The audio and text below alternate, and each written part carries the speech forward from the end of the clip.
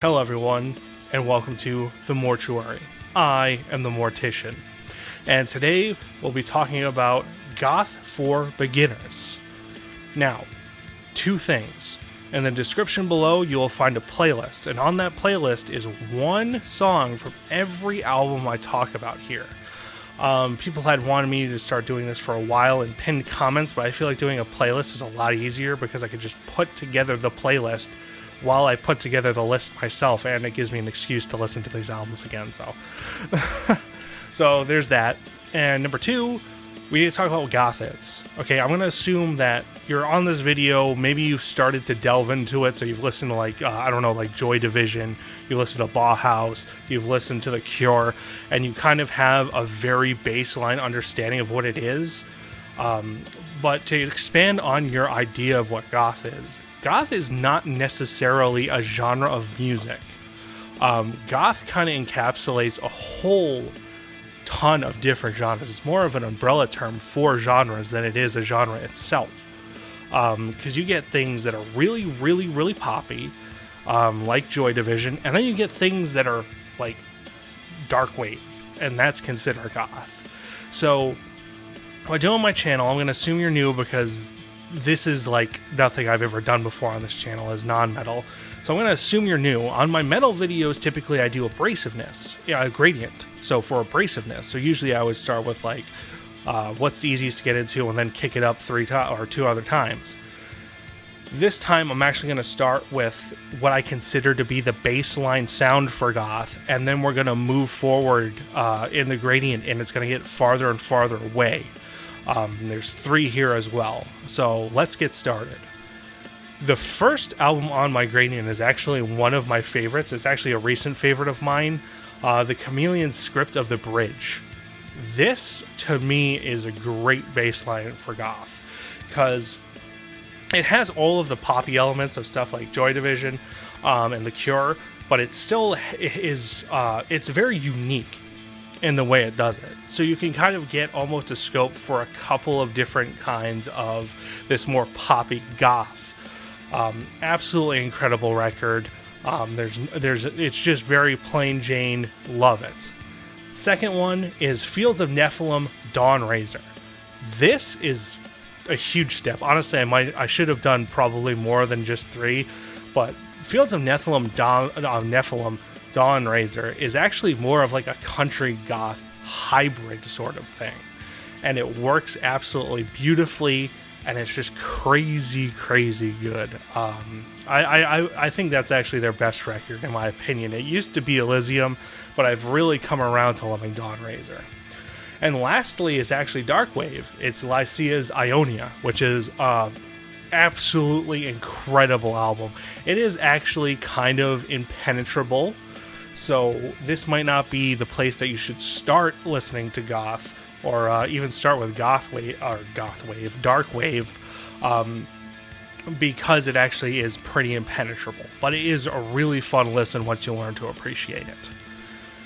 Now we're going to go into recommendations. Usually I would break these things down by genres, but because it's so complicated, and I feel that the Goth community is very gatekeepy, which that's not a slag on the Goth community. I think that's a fucking good thing because it keeps shit like pure. That sounds really weird to say, but it keeps genre tourists away. So I'm going to be a genre tourist for a little while because I like the music. I'm not so into it that I could accurately describe these things genre-wise, if that makes sense. So for the first record, we have Dream Disciples' Veil of Tears, which is, once again, kind of poppy, but you're kind of going to see in the poppier records, because there's a few right off the bat, or a couple right off the bat, and this being one of them, that even though they are more upbeat, they have a really, really melancholy feel about them. And this is no exception. It's absolutely incredible. It's just an EP, but it's a really fascinating EP. And then, of course, I had to put The Mission on here. I put God's Own Medicine. I love that record. I also love the more popular of their songs, Wasteland, but it's such a good record that's, once again, it's more poppy, but it's just such an earworm. It's so good, especially Wasteland. Like, of course, that's on the playlist. You don't even have to look because I'm talking about it. I love that song so much. This album, actually, I put on a lot when I cook. I don't know why. It's just one of those things. Next, we have Paralyzed Age's Tragedia Nosferata, which is actually kind of a weird combination between like a more traditional goth with like dark wave. It's actually really, really cool and really interesting, and this whole album is really good.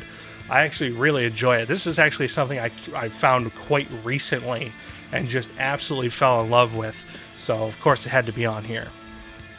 Next we have Christian Death. Of course, you cannot have a list like this without Christian Death, but Christian Death, Ashes.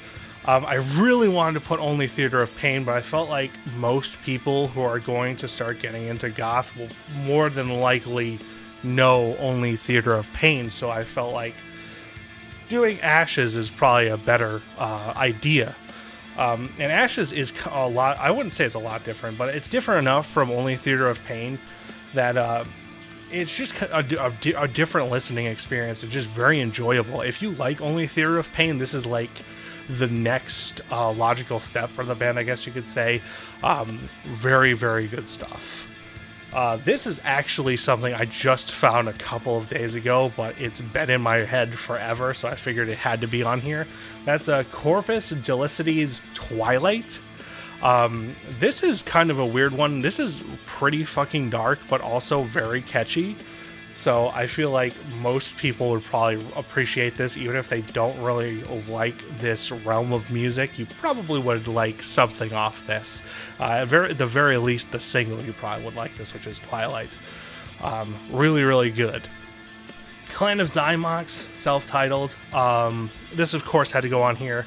This is another considered classic, but I actually, as long as I've been listening to this stuff, which has actually been quite a while, I actually haven't listened to this band until fairly recently, so I'm assuming that most people, this is kind of one of those bands that are considered classics in the genre, but you kind of have to be a little bit more steeped into it to actually find this stuff, if that makes sense. I feel like I explained that like shit, but who cares? Really, really cool stuff. It kind of almost teeter-totters on like a more electronic take. I mean, there are guitars and stuff, but it has a lot of synthy elements to it that really make this stand out, and I love it. The Naked and the Dead's self-titled EP. Don't listen to the compilation. If you do, just stop when the EP stops. But this is really cool. I really like the singer's voice. She reminds me of Susie Sue from, Susie and the Banshees. And like my friend said, another singer, and I can't remember, I think it might have been Kate Bush or something. He knows a lot more about this than I do.